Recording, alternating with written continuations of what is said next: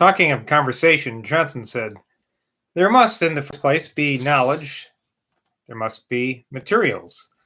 In the second place, there must be command of words. In the third place, there must be imagination to place things in such views as they are not commonly seen in. And in the fourth place, there must be presence of mind and a resolution that is not to be overcome by failures. This last is an essential requisite. For want of it, many people do not excel in conversation. Now, I want it. I throw up the game upon losing a trick." I wondered to hear him talk thus of himself and said, "I don't know, sir, how this may be, but I am sure you beat other people's cards out of their hands." I doubt whether he heard this remark. While he went on talking triumphantly, I was fixing in admiration and said to Mrs. Thrale, "Oh, for shorthand to take this down." "You'll carry it all in your head," said she. "A long head is as good as shorthand." It has been observed and wondered at that Mr. Charles Fox never talked with any freedom in the presence of Dr. Johnson, though it is well known, and I myself can witness, that his conversation is various, fluent, and is exceedingly agreeable. Johnson's own experience, however, of that gentleman's reserve was a sufficient reason for his going on thus. Quote, "Fox never talks in private company, not from any determination nor not to talk, but because he has not the first motion. A man who is used to the applause of the House of Commons has no wish for that of a private company. A man accustomed to throw for £1,000 is set down to throw for sixpence. If set down to throw for sixpence, would not be at the pains to count his dice. Burke's talk is the ebullition of his mind. He does not talk from a desire of distinction, but because his mind is full."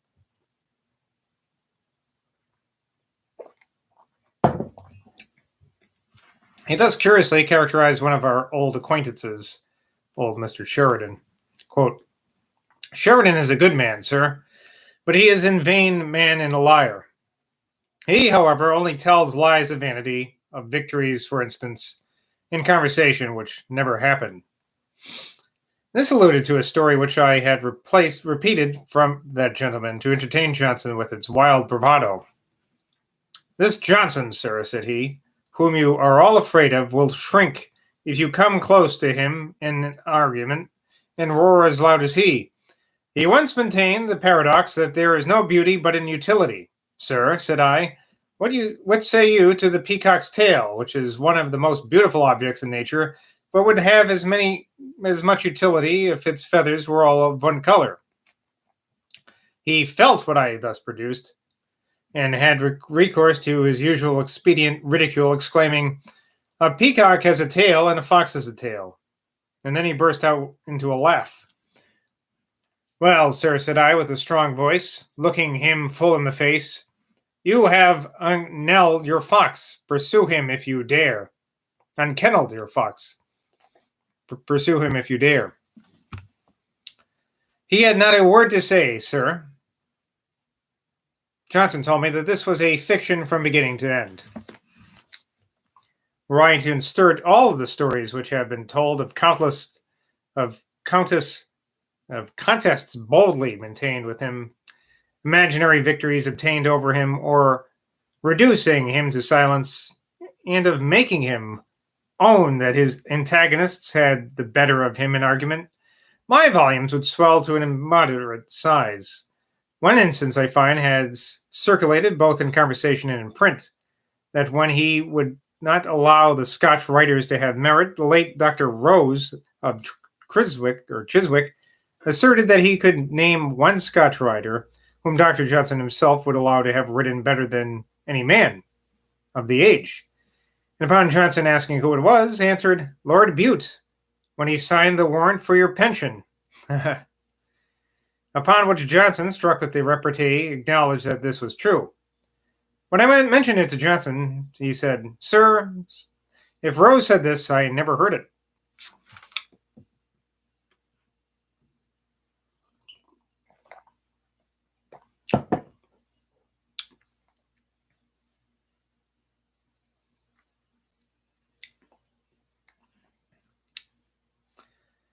After musing for some time, Johnson said, "I wonder how I should have any enemies, for I do harm to nobody." This reflection was very natural in a man of a good heart who was not conscious of any ill will to mankind, though the sharp sayings which were sometimes produced by his discrimination and vivacity, and which he perhaps did not recollect, were, I am afraid, too often remembered with resentment. I said, "Pray, sir, can you trace the cause of your antipathy to the Scotch?" And Johnson said, "I cannot, sir." I said, "Old Mr. Sheridan says it was because they sold Charles I." And Johnson said, "Then Sir old Mr. Sheridan has found out a very good reason." Surely the most obstinate and sulky nationality, the most determined aversion to this great and good man, must be cured, when he is seen thus playing with one of his prejudices, of which he candidly admitted that he could not tell the reason. It was, however, probably owing to his having had in his view the worst part of the Scottish nation, the needy adventurers, many of whom he thought were advanced above their merits by means which he did not approve. Had he in his early life been in Scotland and seen the worthy, sensible, independent gentlemen who lived nationally and hospitably at home, he never could have entertained such unfavorable and unjust notions of his fellow subjects. And accordingly, we find that when he did visit Scotland in the latter period of his life, he was fully sensible of all that is deserved, as I have already pointed out when speaking of his journey to the Western Islands. Sorry, I'm a little bad at reading today.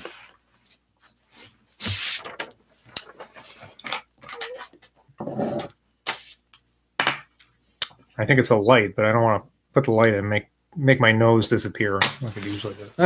I'll try it. It's not really helping. Well, a little bit. All right. Next day, Saturday, March 22nd, I found Johnson still at Mrs. Thrale's, but he told me that he was to go to his own house in the afternoon.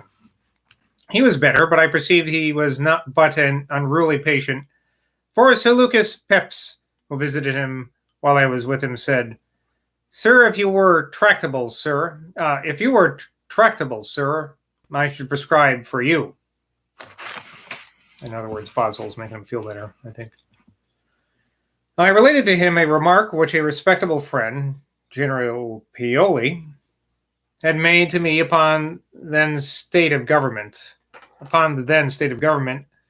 when those who had been long in opposition had attained to power, as it was supposed, against the inclination of the sovereign.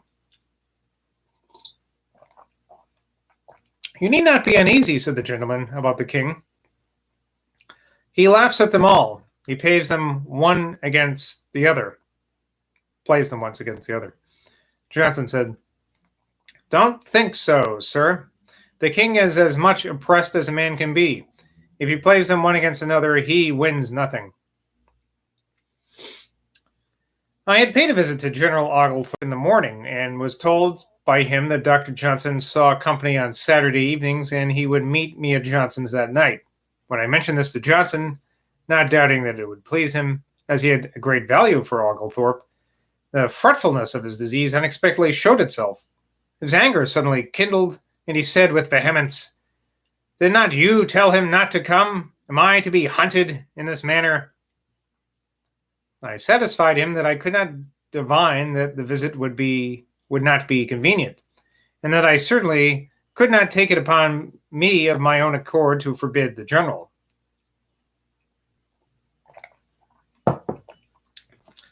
I found Dr. Johnson in the evening in Mrs. Williams's room, at tea and coffee with her and Mrs. Desmoulins, who were also both ill. It was a sad scene, and he was not in a very good humor. He said of a performance of Ephistone's Marshall that had lately come out, "Sir, if you should search all the madhouses in England, you would not find 10 men who would write so and think it sense." I was glad when General Oglethorpe's arrival was announced, and we left the ladies. Dr. Johnson attended him in the parlor and was as courteous as ever. The general said he was busy reading the writers of the Middle Age. Johnson said they were very curious. Oglethorpe said, "The House of Commons has usurped the power of the nation's money and used it tyrannically. Government is now carried on by corrupt influence instead of the inherent right in the king." Johnson said, "Sir, the want of inherent right in the king occasions all this disturbance. What we did at the Revolution was necessary, but it broke our Constitution." Oglethorpe said, "My father did not think it necessary." There's a footnote here about the breaking of the Constitution. "I have, in my journal of a tour of the Hebrides, fully expressed my sentiments upon the subject.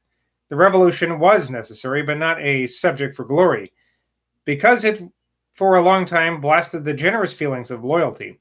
And now, when by the benignant effect of time the present royal family are established in our affections, how unwise it is to revive by celebration the memory of a shock, which it would surely have been better than our Constitution had not required."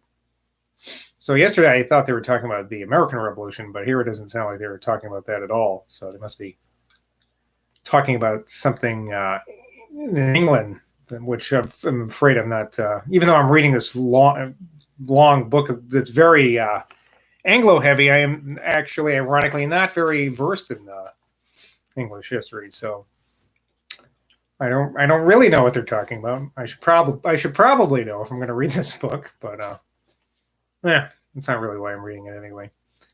But yeah, I should know this. But yeah, I guess I was being a little American centric, thinking that they were talking about the American Revolution. I don't think they are, and maybe it wasn't such a big deal to them. I don't know. I should know. I'll have to look it up. Anyway, on Sunday, March 23rd, I had breakfast with Dr. Johnson, who seemed much relieved, having taken opium the night before.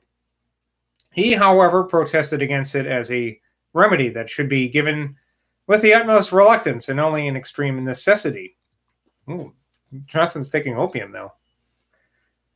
I mentioned how commonly it was used in Turkey, and that therefore it could not be so pernicious as he apprehended.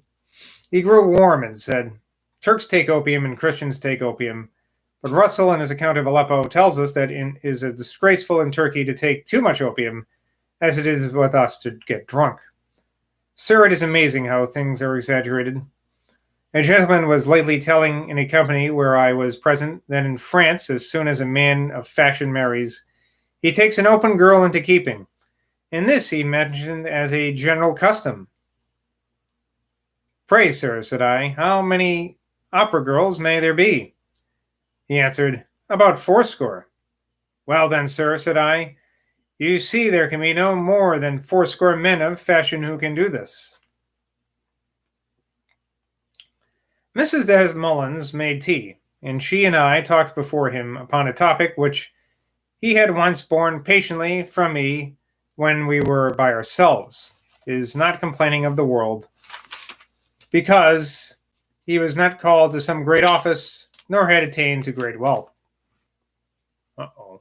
He flew into a violent passion, I confess with some justice, and commanded us to have done. "Nobody," said he, "has a right to talk in this manner. To bring before a man his own character and the events of his life, when he does not choose it, should be done. I never have sought the world. The world was not to seek me. It is rather wonderful that so much has been done for me. All the complaints which are made of the world are unjust. I never knew a man of merit neglected. It was generally by his own fault that he failed of success. A man may hide his head in a hole. He may go into the country and publish a book now and then, which nobody reads, and then complain he is neglected. There is no reason why any person should exert himself for a man who has written a good book. He has not written it for any individual. I may as well make a present to the postman who brings me a letter. When patronage was limited, an author expected to find a Maecenas, Maecenas, and it's got one of those Greek things, A-E, and complained if he did not find one. Why should he complain? This Maecenas has others as good as he, or others who have got the start of him. I said, but surely, sir, you will allow that there are men of merit at the bar who never get practice. Johnson answered, sir, you are sure that practice is got from an opinion that the person employed deserves it best, so that if a man of merit at the bar does not get the practice, it is from error, not from injustice. He is not neglected. A horse that is brought to market may not be bought, though he is a very good horse, but that is from ignorance, not from intention.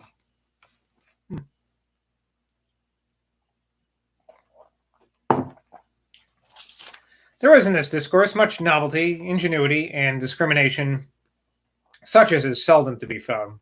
Yet I cannot help thinking that men of merit who have no success in life may be forgiven for lamenting if they are not allowed to complain. They may consider it as hard that their merit should not have its suitable distinction. Though there is no intentional injustice towards them on the part of the world, their merit not having been perceived, they may yet repine against fortune or fate, or by whatever name they choose to call the supposed mythological power of destiny. It has, however, occurred to me as a consolatory thought that men of merit should consider thus: how much harder would it be if they same persons had both all the merit and all the prosperity? Would not this be a miserable distribution for the poor dunces?